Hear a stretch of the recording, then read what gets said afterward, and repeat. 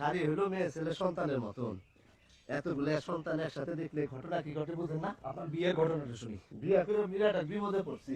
আরে আগে কত ভালো ছিলাম, কত সুখে দিন কাটাইতাম। আমার পরিবার আমার কোনো কথাই বিশ্বাস করে না।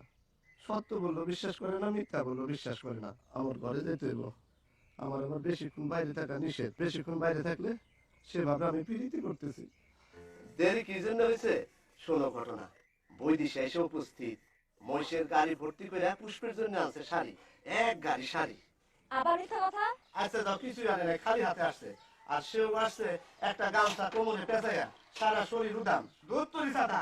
এখন থেকে কথাই বলবো না। আরে আপনি রাজাপুরের নায়েব না?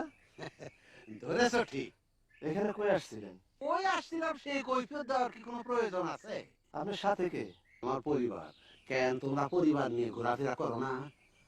তুমি ওদিকে আর একটা বউ পাক, লাউ বিক্রি করবা? না। না বিক্রি করলে তো